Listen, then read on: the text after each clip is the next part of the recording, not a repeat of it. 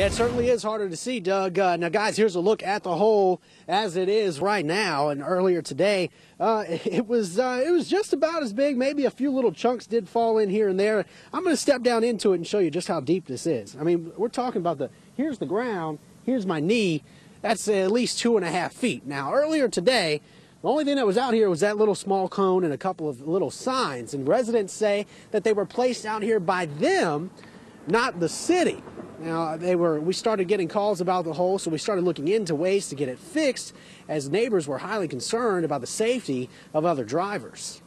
A car come down through here, a truck, and it's too heavy, all this gonna cave on in.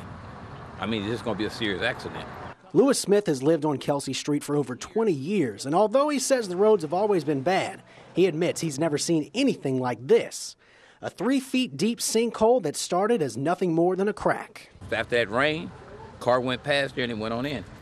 Smith said he was most surprised to see the city hasn't responded to the hole, so he claims to have put up these signs to warn people. Then we just brought them, put them right on over here. City hadn't been out. Well, today, that changed. It wasn't long after we arrived on scene before newly elected District 8 City Councilman William Bradford showed up, and he was not pleased with what he saw. No, this is dangerous. After seeing the hole, he said that it had to be addressed immediately, so he called the city. Okay, I'm out here on the corner of Audrey Lane and Kelsey. And called. I'm on the corner of Kelsey Lane and Audrey. And called. This is a safety issue. A frustrated city councilman that can't grab the attention of the city that he serves finally just called the police and finally got a response. Hello. Wow. They blocked off the street and also called streets and drainage. Then Bradford started getting calls back. Wait a minute. Wait a minute. Let me understand you right. Now, what's your name again? But it wasn't nearly the response he was expecting. Michael in traffic engineering is telling me that you have no barricades to barricade around a hole that's big enough for a car to fall into.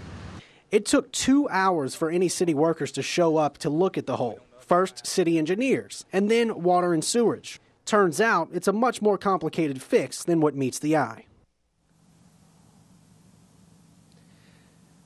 Now, once city workers did get here, they determined that it was a collapsed sewer line. So once was just a simple pour some cement and fix the hole, has now turned into something that's going to take quite some time. In Shreveport, Clay Osterley, KSLA News 12.